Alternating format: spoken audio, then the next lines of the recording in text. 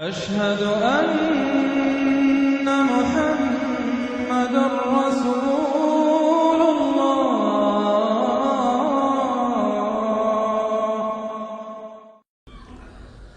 أما بعد فأعوذ بالله من الشيطان الرجيم. بسم الله الرحمن الرحيم.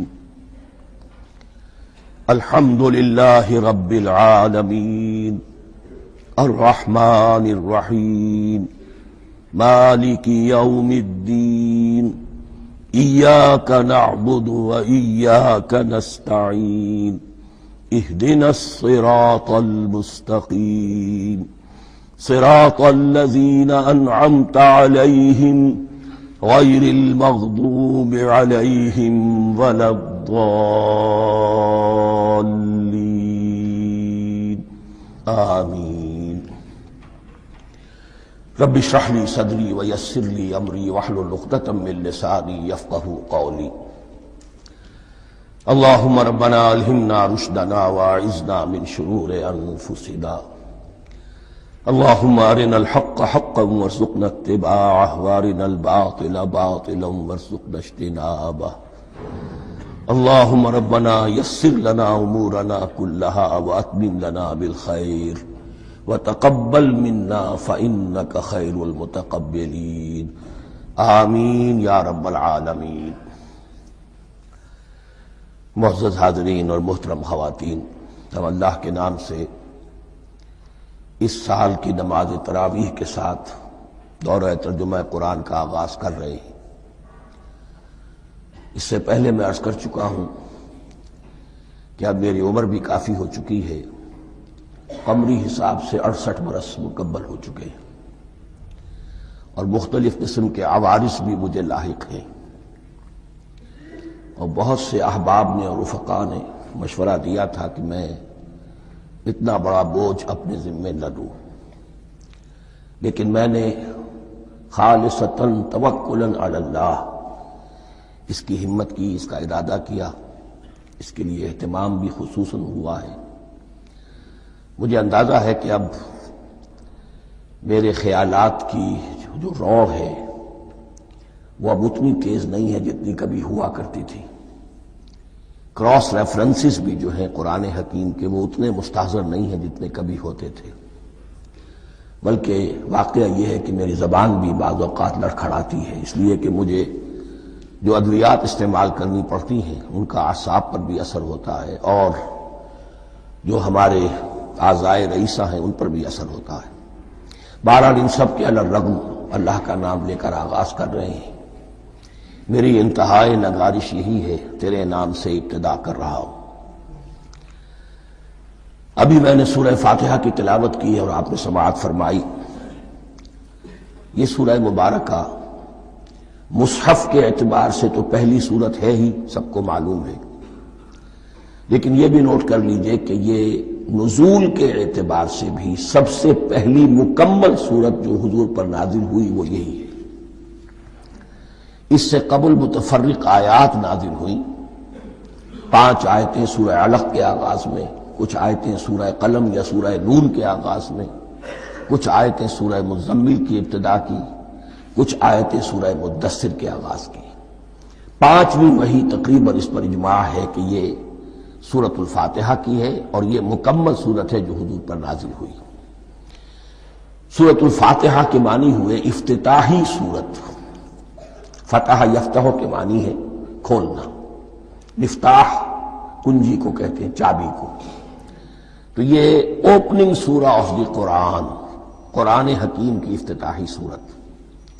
ویسے جیسا کہ میں تعارف قرآن کے ضمن میں عرض کر چکا ہوں، عربوں کا یہ مزاج تھا کہ جس چیز سے انہیں خصوصی محبت ہوتی تھی اس کے بہت سے نام رکھتے تھے۔ اس کے بھی بہت سے نام ہیں۔ سورۃ الفاتحہ سب سے عام ہے، لیکن الکافیہ، الشافیہ، ام القرآن، اساس القرآن، کم سے کم یہ 4 نام تو میں سمجھتا ہوں کہ ہر مسلمان کو مزید معلوم ہونے چاہیے، اور بھی بہت سے نام۔ اس سورہ مبارکہ کی بالاتفاق و بالاجماع 7 آیتیں ہیں، اگرچہ ان کی ترتیب میں کچھ اختلاف ہے۔ ایک رائے، یہ رائے امام شافعی کی بھی ہے، اور بصرہ کے جو قراء تھے ان کی بھی ہے کہ آیت بسم اللہ بھی سورہ فاتحہ میں شامل ہے، اس کا جز ہے، وہ اس کو شامل کر کے پھر 7 آیتیں بناتے ہیں، تو آخری جنہیں ہم 2 آیتیں سمجھتے ہیں، صراط الذین انعمت علیہم غیر المغضوب علیہم ولا الضالین، وہ ان کے نزدیک ایک آیت ہے۔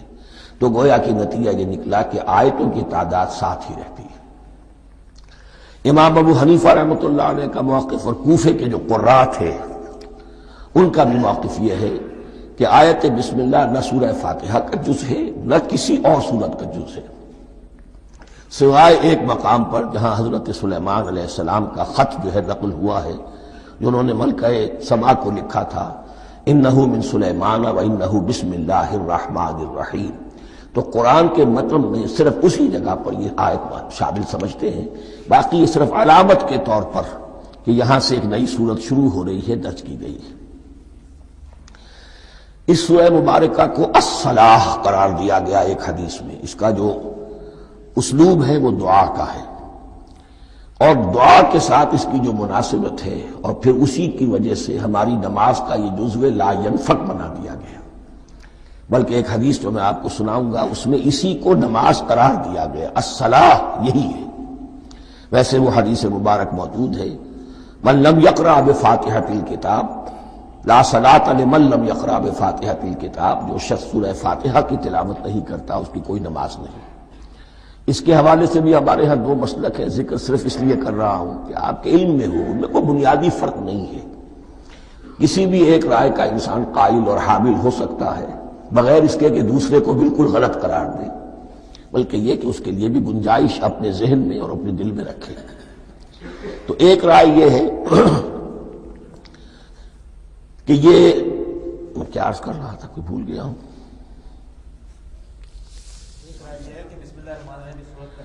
جی، اور دوسری آیت یہ ہے کہ اس کا حصہ نہیں ہے۔ اسی اعتبار سے یہ کہ یہ سورہ مبارکہ نماز میں پڑھی جانی ضروری ہے، لا صلاۃ لمن لم یقرأ بفاتحۃ الکتاب۔ البتہ یہ اختلاف ہے، یہ بات جو میں ذکر کر رہا تھا جو ذہن سے نکل گئی، کہ آیا مقتدی جو ہے امام کے پیچھے کھڑا ہو کر جب نماز پڑھ رہا ہو تو کیا اس صورت میں بھی اس کے لیے لازم ہے کہ سورہ فاتحہ پڑھے؟ اس میں 2 رائے ہو گئی، بلکہ 3۔ ایک رائے انتہائی ہے اور وہ فقہ حنفی کی طرف منسوب ہے کہ اگر آپ امام کے پیچھے مقتدی کی حیثیت سے نماز پڑھ رہے ہیں تو کسی بھی رکعت میں آپ سورہ فاتحہ نہیں پڑھیں گے۔ ایک دوسری بالکل برعکس رائے ہے، وہ امام شافعی رحمۃ اللہ علیہ کی ہے کہ ہر حالت میں چاہے امام جہری رکعت پڑھا رہا ہو جس میں وہ بلند آواز سے سورہ فاتحہ پڑھ رہا ہو، اور چاہے وہ سری رکعت ہو، ہر حالت میں مقتدی کو بھی پڑھنی ہے۔ ایک تیسری رائے بین ہے، وہ امام مالک کی ہے رحمۃ اللہ علیہ، کہ جو سری رکعت ہے جس میں کہ امام بھی خاموشی سے پڑھ رہا ہے مقتدیوں کو بھی پڑھنی چاہیے، جو جہری رکعت ہے جس میں کہ امام بلند آواز سے پڑھ رہا ہے اس میں مقتدیوں کو خاموش رہ کر پوری توجہ جو ہے سننے پر صرف کر دینی چاہیے۔ اذا قرئ القرآن فاستمعوا له وانصتوا، جب قرآن پڑھا جا رہا ہو تو پوری توجہ اس کے پڑھنے پر مرکوز کر دو اور خود خاموش رہو۔ میرے اپنی رائے میں یہ تیسری رائے سب سے زیادہ صائب ہے، اور اس میں کسی طرح کی بھی کوئی پیچیدگی پیدا نہیں ہوتی۔ بہرحال اس سورہ مبارکہ کا جو اسلوب ہے میں نے عرض کیا دعائیہ ہے، البتہ قرآن مجید کے علم اور حکمت کے اعتبار سے، اس کے فلسفے کے اعتبار سے ایک بات سمجھ لینی چاہیے۔ قرآن کا فلسفہ یہ ہے کہ بنیادی ہدایت ہر انسان کے دل میں موجود ہے، بالقوہ، پوٹینشلی۔ یہ جو قرآن مجید یا اللہ کی کتابیں نازل ہوتی ہیں یہ انہیں ایکٹیویٹ کرتی ہیں، وہ اندر کی جو ڈورمنٹ کانشسنس ہے، خابیدہ شعور جو ہے اسے بیدار کر کے، اور پھر یہ کہ اسے اجاگر کرتی ہیں۔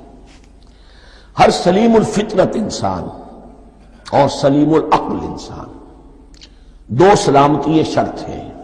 سلیم الفطرت، نیچر پرورٹڈ نہ ہو، فطرت مسخ نہ ہو گئی ہو، عقل سلیم ہو۔ ان دونوں چیزوں کا نتیجہ یہ نکلتا ہے کہ وہ انسان از خود بغیر کسی وحی کی رہنمائی کے بغیر کسی نبی کی تعلیم کے سے استفادہ کیے ہوئے از خود بھی کچھ حقائق تک پہنچ جاتا ہے۔ اور وہ حقائق کیا ہے؟ نمبر ایک یہ کہ اس کائنات کا ایک خالق ہے، وہ ایک ہے، اور وہ تمام صفات کمال سے متصف ہے۔ نمبر دو یہ کہ انسان کی زندگی صرف یہ زندگی نہیں ہے، بلکہ ایک اور زندگی ہے کہ جس میں اس زندگی کے اعمال کے نتائج برآمد ہوں گے۔ یہ دو باتیں، اس کی زیادہ وضاحت کے ساتھ جو ہے اس کا تذکرہ آئے گا سورہ لقمان میں، جہاں حضرت لقمان کی شخصیت کا تذکرہ ہے۔ لیکن یہاں صرف یہ بات سمجھ لیجئے کہ قرآن کا فلسفہ یہ ہے کہ ہر انسان میں، ہر فرد نوع بشر میں جو اپنی ولادت کے وقت مسلم ہوتا ہے، حضور کی حدیث ہے کل مولود یولد علی الفطرہ ابواہ یحودانہ او ینصرانہ او یمجسانہ، ہر بچہ نوع انسانی کا فطرت اسلام پر پیدا ہوتا ہے، وہ فطرت کے اندر وہ ہدایت ودیت ہے۔ اب اگر وہ فطرت بس نہیں ہوئی اور عقل جو ہے وہ صحیح رخ پر کام کر رہی ہے تو ان دو حقائق تک وہ انسان خود پہنچ جائے گا۔ لیکن ان دونوں حقائق تک پہنچنے کے بعد اب وہ دست بستہ دعا کرے گا کہ اے رب اب مزید ہدایت تو مجھے عطا فرما۔ ایک تو یہ کہ میں کیا کروں کیا نہ کروں، میری عقل اس میں ٹھوکر کھا سکتی ہے، میں کسی اچھی چیز کو بری سمجھ سکتا ہوں، کسی بری کو اچھی سمجھ سکتا ہوں، تو مجھے صحیح راستہ، صحیح راہ ہدایت پر چلا۔ یہ دعا ہے جو انسان کرتا ہے جبکہ وہ ایمان باللہ اور ایمان بالآخرہ تک خود پہنچ چکا ہوتا ہے، اور یہ سمجھتا ہے کہ صحیح زندگی کا رخ یہی ہے کہ جس رب کو میں نے پہچانا ہے کہ وہ اس کائنات کا خالق ہے اور مالک ہے اور رب ہے، میں اس کی بندگی کروں، اس کی اطاعت کروں، اس کا حکم مانوں، اس کے راستے پر چلوں۔ لیکن وہ راستہ کون سا ہے؟ اس کے لیے پھر دست بدعا ہوتا ہے کہ پروردگار تو میری رہنمائی فرما۔ یہ مقام ہے کہ جہاں آپ سمجھ لیجئے اپنے آپ کو بھی آج اس جگہ پر تصور کرتے ہوئے پھر اس سورہ مبارکہ کو پڑھیے کہ آپ اس مقام پر اللہ کے فضل و کرم سے پہنچ چکے ہیں کہ اللہ کو آپ نے پہچان لیا اور اس کی توحید کو جان لیا، اس کی جملہ صفات کمال سے آپ واقف ہو گئے۔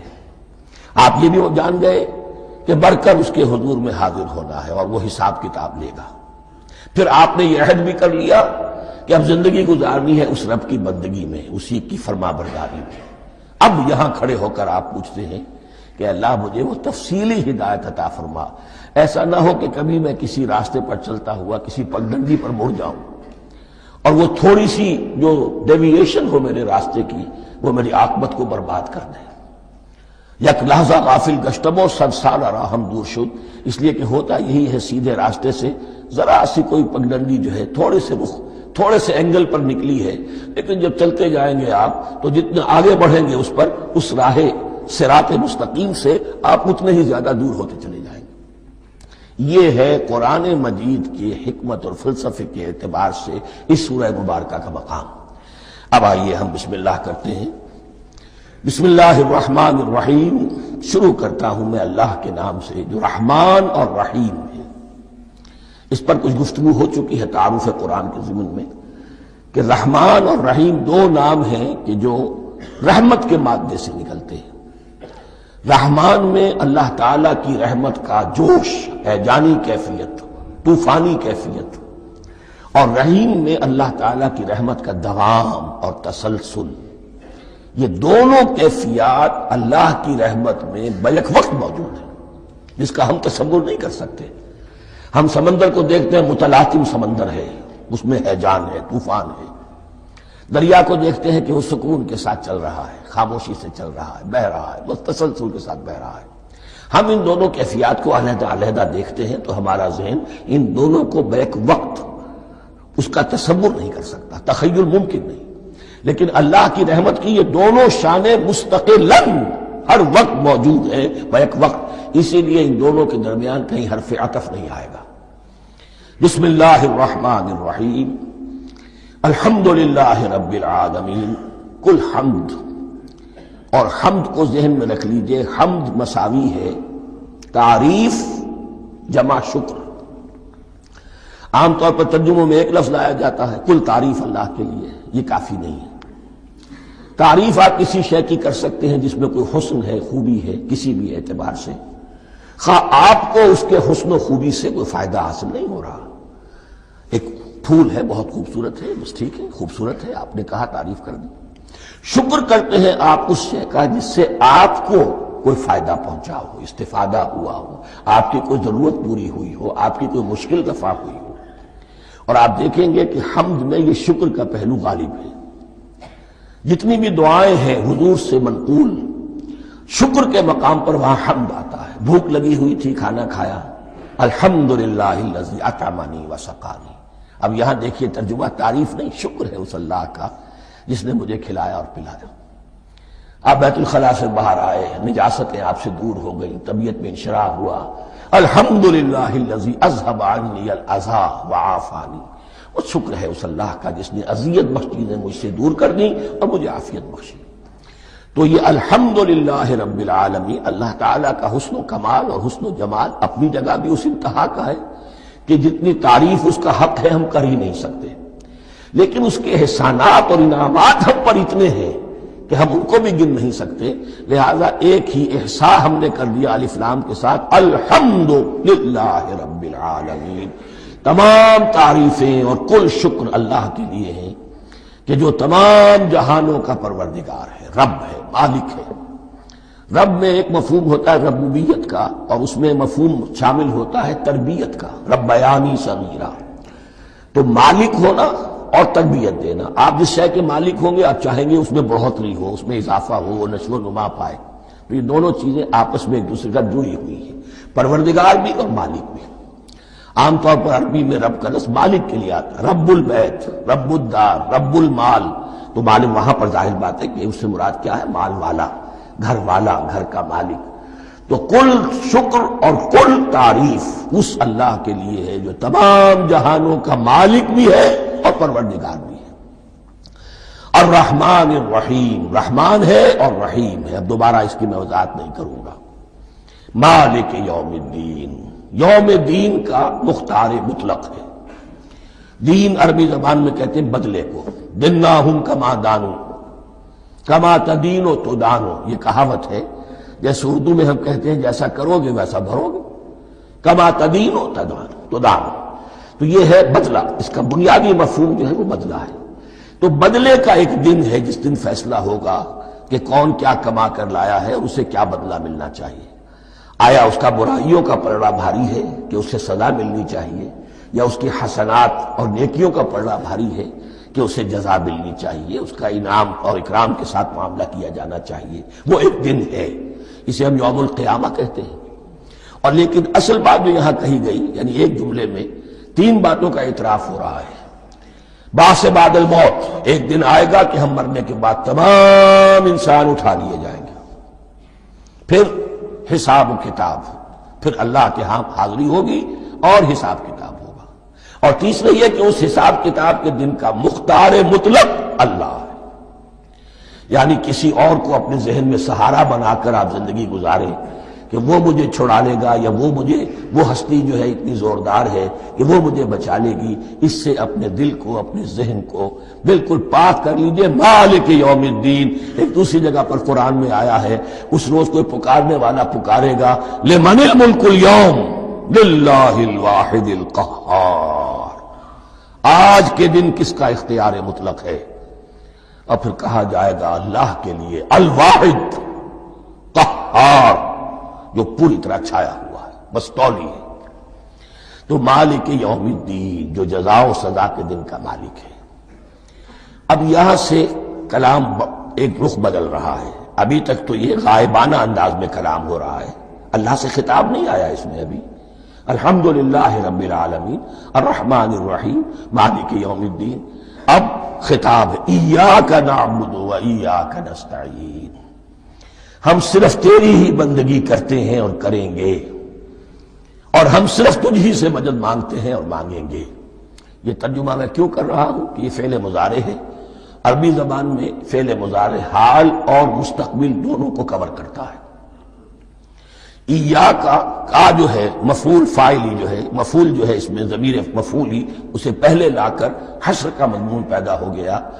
ہم تیری بندگی کرتے ہیں نہیں، ہم تیری ہی بندگی کرتے ہیں اور کریں گے۔ حال میں ترجمہ کیجئے تو یہ اظہار حال ہے، اور مستقبل میں ترجمہ کیجئے تو یہ ایک عہد ہے، قول و قرار ہے، بہت بڑا معاہدہ ہے۔ وَإِيَّاكَ نَسْتَعِينُ، اور صرف تجھ ہی سے مدد مانگتے ہیں اور مانگیں گے۔ اس میں بھی حال کا ترجمہ اظہار حال، اللہ کرے کہ واقعی ہمارا حال وہی ہو، جب ہم یہ الفاظ کہتے ہیں تو واقعتاً ہم اس پر پورے اتر رہے ہوں کہ اسی کی بندگی کر رہے ہوں اور اسی سے ساری استعانت اور استمداد کر رہے ہیں۔ جہاں تک مستقبل کا تعلق ہے وہ پھر ایک عہد ہے۔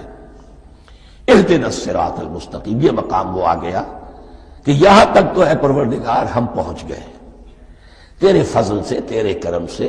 فطرت سلیمہ بھی تیری عطا کردہ تھی، عقل سلیم بھی تیری ودیعت کردہ تھی، ان دونوں کی روشنی سے ہم یہاں تک تو پہنچ گئے۔ اب ہماری جو ضرورت ہے، احتیاج ہے، وہ کیا ہے؟ اہدنا الصراط المستقیم، ہدایت بخش ہمیں سیدھے راستے کی۔ یہاں دو باتیں سمجھ لیجئے۔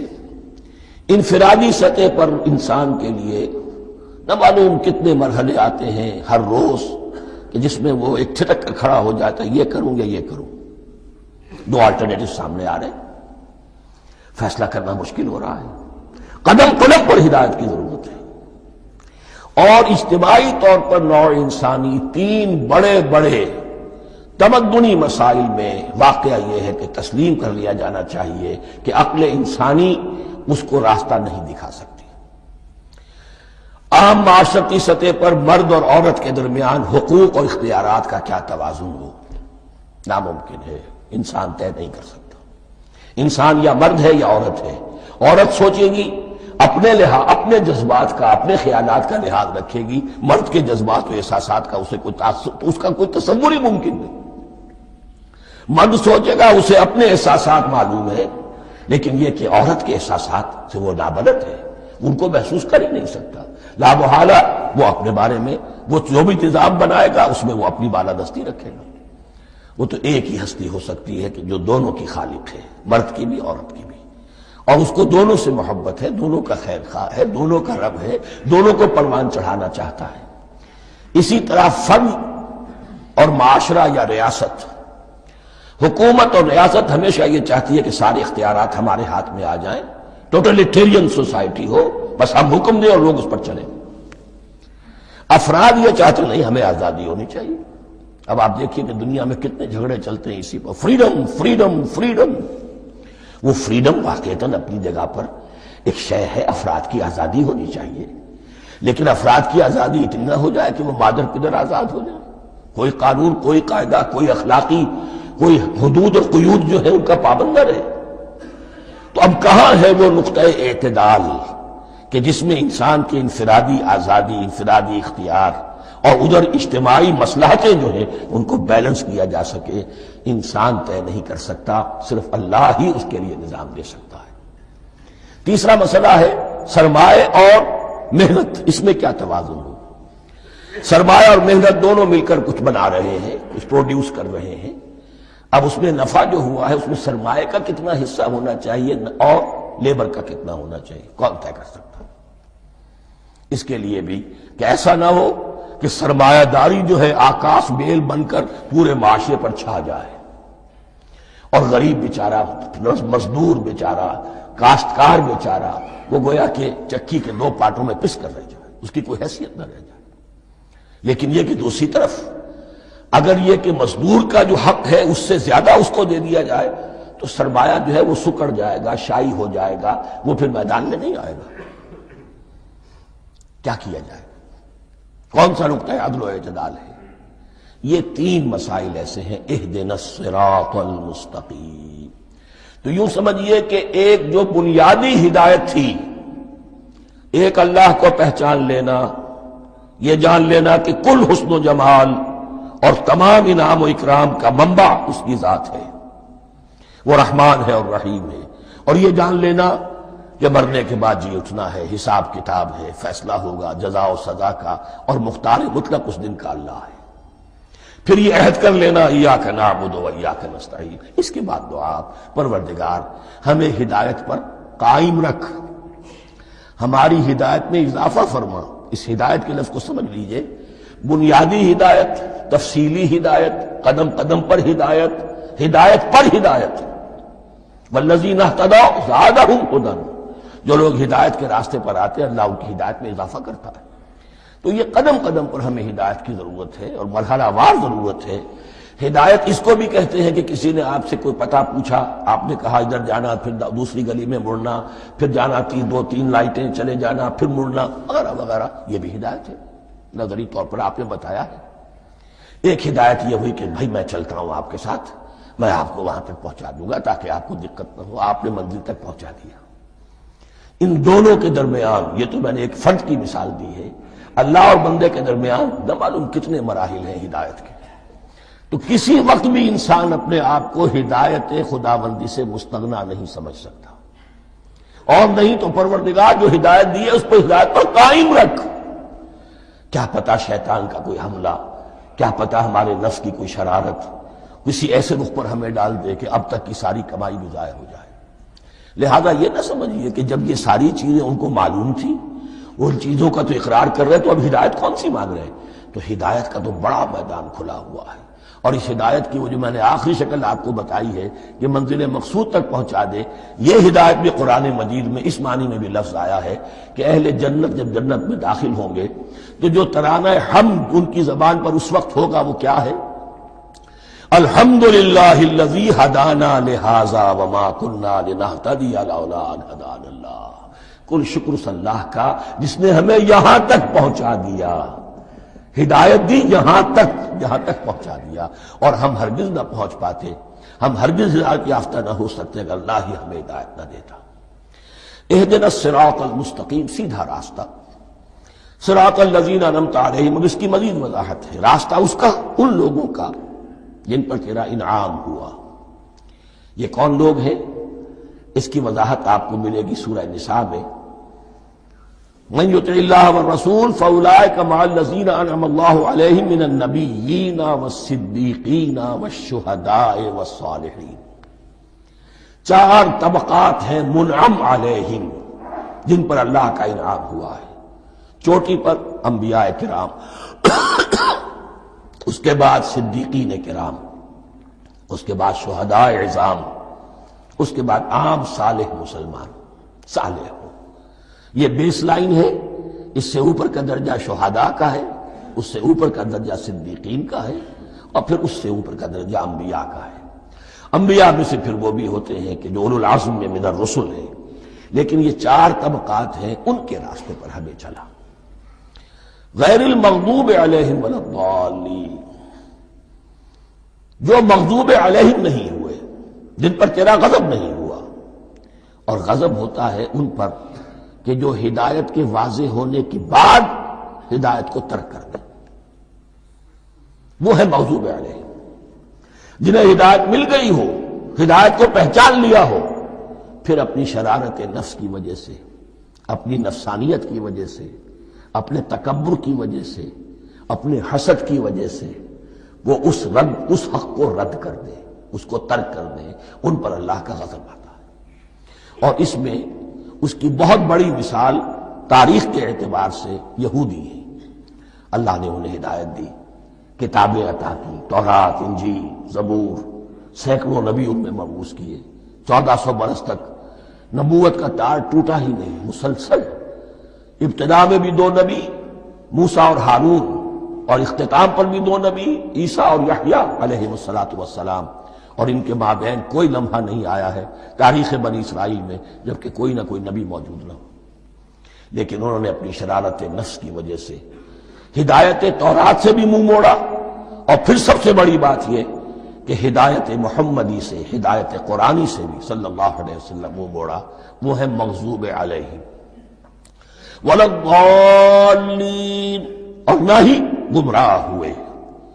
یہ لفظ جو آتا ہے عربی زبان میں گمراہ کا بھی ہے اور تلاش حق میں بھٹکنے والے کا بھی ہے.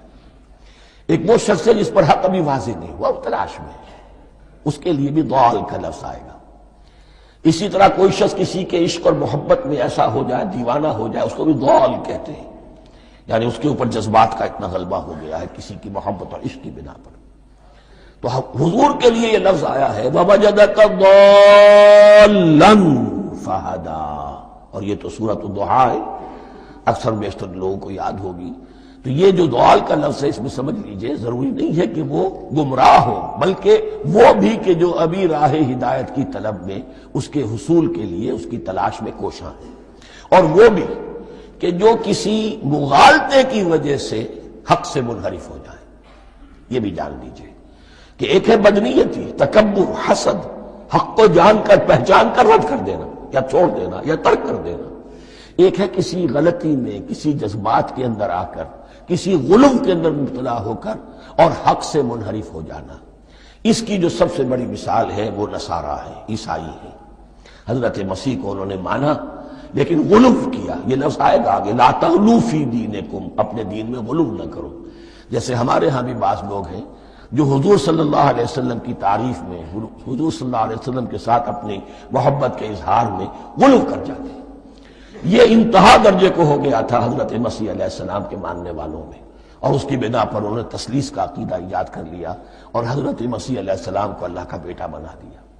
تو اس کی سب سے بڑی مثال ضالین کی اس اعتبار سے کہ ہدایت پانے کے بعد کسی بدنیتی سے نہیں بلکہ کسی اچھے جذبے میں غلو کی وجہ سے، رسول سے محبت کرنا تو اچھا جذبہ ہے لیکن یہ محبت بھی ایک حد میں رہنی چاہیے، غلو کرے گی تو ظاہر بات ہے کہ اس کے بعد وہ گمراہی کی طرف لے جائے گی۔ تو یہ ہے اس سورہ مبارکہ کا ترجمہ، اور اس کے بعد آخر میں آمین کہنا یہ مسنون بھی ہے، کہنا چاہیے۔ البتہ اختلاف یہاں بھی صرف اتنا ہے کہ نماز میں جب آپ امام کے ساتھ ہیں، وہ اگر جہری قرات کر رہا ہے تو آیا اس کے بعد آپ کو بھی بالجہر کہنا ہے آمین یا نہیں کہنا، یہ اختلاف ہے، ان میں کوئی فرق واقع نہیں ہوتا۔ یہ چیز متفق علیہ کہ کہنا ہے آمین، بلکہ یہ آمین تو یہودیوں میں ہے، یہ آمین جو ہے یہ عیسائیوں میں بھی ہے۔ ان کی بھی جو لارڈس پریئر ہے اس کے بعد آمین، وہ آمین کہتے ہیں، وہ فرق، وہ لفظ ایک ہی ہے، اس لیے کہ عبرانی زبان اور عربی زبان، یا تو ہم یہ کہہ سکتے ہیں کہ دونوں بہنیں ہیں، کوئی ایک مشترک زبان تھی ان کی ماں جس کی یہ دو بیٹیاں ہیں، اور یا یہ کہنا پڑے گا کہ عربی زبان کی ماں جو ہے وہ عبرانی زبان ہے۔ بہرحال بڑا قریبی رشتہ عربی کا اور عبرانی کا ہے، اس اعتبار سے وہ آمین۔ اب آپ کو معلوم ہے ہم السلام علیکم وہ کہتے ہیں، وہ سلام کہتے ہیں، فرق کیا ہے؟ وہ تو تلفظ کا فرق ہے۔ اسی طریقے سے اور بہت سے الفاظ ہیں، میں بعد میں بتا۔ اب میں اس سورہ مبارکہ کے بارے میں خاص حدیث آپ کو سنانا چاہتا ہوں، اور اسی سے در حقیقت جو امام ابو حنیفہ کا موقف ہے رحمۃ اللہ علیہ، اس کی حقانیت مزید مبرہن ہو جائے گی۔ یعنی کیا کہ آیت بسم اللہ سورہ فاتحہ کا جز نہیں ہے، سورہ فاتحہ الحمدللہ رب العالمین سے شروع ہوتی ہے۔ وہ میں آپ کو بتانا بھول گیا کہ جن کے نزدیک یہ سورت کا جز ہے وہ پھر جہری قرات میں بسم اللہ الرحمن بھی بلند آواز سے کہیں گے، اور جن کے نزدیک سورہ فاتحہ کا جز نہیں ہے وہ نہیں کہیں گے، وہ الحمدللہ رب العالمین سے قرات کریں گے۔ تو کوئی فرق نہیں ہے بنیادی۔ یہ حدیث جو ہے یہ مسلم شریف میں ہے اور حدیث قدسی ہے، اس کے راوی حضرت ابو ہریرہ ہے رضی اللہ تعالی عنہ، اور اس حدیث نے اس سورت کے مضامین کا نہایت عمدہ تجزیہ کر دیا ہے۔ حدیث کے الفاظ سن لیجئے، قسمت الصلاۃ بینی و بین عبدی نصفین۔ اللہ تعالیٰ فرما رہے ہیں، حدیث قدسی ہے، میں نے نماز کو، صلاۃ کو اپنے اور اپنے بندے کے درمیان آدھا آدھا تقسیم کر لیا۔ فنصفها لی ونصفها لعبدی، اس کا نصف جو ہے وہ میرے لیے ہے اور نصف جو ہے وہ میرے بندے کے لیے ہے۔ وَلِعَبْدِي مَا سَأَلَ، اور جو میرے بندے نے مانگا میں اسے دوں گا، میرا وعدہ ہے یا میں نے اسے دیا۔ اس کے بعد اس کی تفصیل آتی ہے، اذا قال العبد، جب بندہ کہتا ہے الحمدللہ رب العالمین، قال اللہ حمدنی عبدی، جب بندہ کہتا ہے الحمدللہ رب العالمین، اللہ فرماتا ہے میرے بندے نے میری حمد کی۔ وَإِذَا قَالَ الرَّحْمَنِ الرَّحِيمِ قَالَ اللَّهُ اثْنَى عَلَيَّ عَبْدِي، جب بندہ کہتا ہے الرحمن الرحیم، اللہ فرماتا ہے میرے بندے نے میری ثنا کی۔ وَإِذَا قَالَ مَالِكِ يَوْمِ الدِّينِ قَالَ اللَّهُ تَعَالَى مَجَّدَنِي عَبْدِي، میرے بندے نے میری تمجید بیان کی، میری بزرگی بیان کی۔ اب یہ تین آیتیں ہو گئیں، تینوں میں اللہ کی حمد ہے، ثنا ہے، تمجید ہے. یہ تین آیتیں خالص اللہ کے لیے ہو گئیں. اب چوتھی آیت آئی، ایاک نعبد و ایاک نستعین. اس کے بارے میں جب بندہ کہتا ہے اذا قال العبد ایاک نعبد و ایاک نستعین، قال اللہ تعالی ھذا ما بینی و بین عبدی ولعبدی ما سأل. یہ میرے اور میرے بندے کے درمیان ہے. یہ تو یوں سمجھیے کہ یہ گرا لگ گئی ہے میرے اور میرے بندے کے مابین. اس نے مجھ سے قول و قرار کیا ہے، اس نے میری بندگی کا اعتراف کیا ہے، اس نے تسلیم کیا ہے کہ میری ہی بندگی کرتا ہے اور کرے گا، اور مجھ سے مدد چاہیے ہے. ھذا ما بینی و بین عبدی، یہ معاہدہ ہے. معاہدہ دو فریقوں کے مابین ہوتا، یہ میرے اور میرے بندے کے مابین ہے. والے عبدی ما سأل، اور میں نے اپنے بندے کو دیا جو اس نے مانگا. وہ میری مدد چاہتا ہے، میری مدد اس کے شامل حال رہے گی. فَإِذَا قَالَ، اور جب بندہ کہتا ہے اهْدِنَا الصِّرَاطَ الْمُسْتَقِيمَ صِرَاطَ الَّذِينَ أَنْعَمْتَ عَلَيْهِمْ غَيْرِ الْمَغْضُوبِ عَلَيْهِمْ وَلَا الضَّالِّينَ، قال اللہ تعالی ھذا لعبدی ولعبدی ما سأل. یہ تین آیتیں یہ میرے بندے کے لیے. اهْدِنَا الصِّرَاطَ الْمُسْتَقِيمَ، اسی صراط مستقیم کی وضاحت ہے مثبت. صراط الذین انعمت علیہم، اسی صراط المستقیم کی وضاحت ہے منفی انداز میں، غیر المغضوب علیہم ولا الضالین. یہ سب میرے بندے کے لیے ہے، اور میں نے اپنے بندے کو دیا جو اس نے مانگا. اس کو میں نے ایک مرتبہ یہ ترازو کی شکل میں اس کو لکھوایا تھا. دیکھیے یہ ایاک نعبد و ایاک نستعین، یہ ہے وہ ترازی کی وہ ڈنڈ. واو جو ہے ایاک نعبد و ایاک نستعین، واو جو ہے گویا کہ وہ مٹھ ہے جس سے کہ ترازو کو پکڑا جاتا ہے. ادھر ایک پلڑا ہے جس کی تین آیتیں ہیں، الحمدللہ رب العالمین الرحمن الرحیم مالک یوم الدین. اس کا نتیجہ کیا نکلا؟ ایاک نعبد. آپ نے شاید یہ سنا بھی ہو، ایک بہت ہی عمدہ قرات کا جو ریکارڈ ہے قاری عبدالباسط عبدالصمد کا، وہ یہیں سے چل کر سورہ فاتحہ کی قرات کر کے ایاک نعبد پر آ کر رکتا ہے. الحمدللہ رب العالمین الرحمن الرحیم مالک یوم الدین ایاک نعبد. گویا کہ یہاں یہ صورت بالکل ہاف ہو گئی ہے. تین آیتوں میں اللہ کی حمد ہے، ثنا ہے، تمجید ہے، جس کا نتیجہ ہم تیری ہی بندگی کرتے ہیں، تیری ہی اطاعت کریں گے.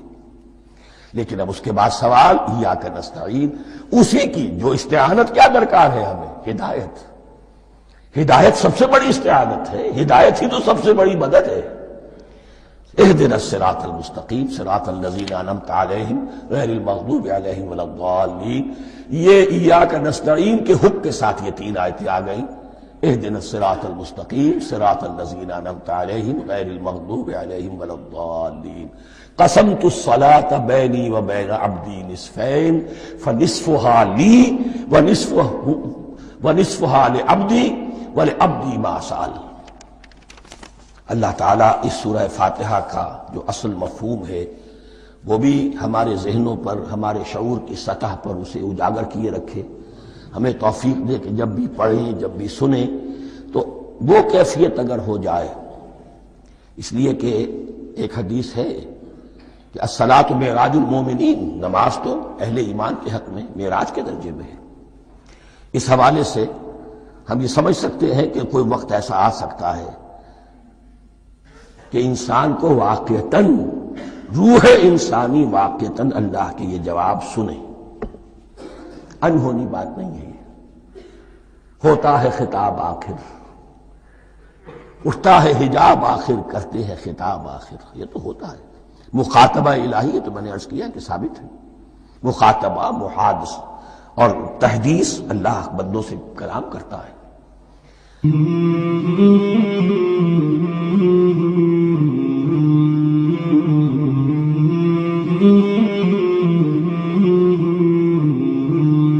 مولاي صل وسلم دائما ابدا على حبيبك خير الخلق كلهم. مولاي صل وسلم دائما ابدا على حبيبك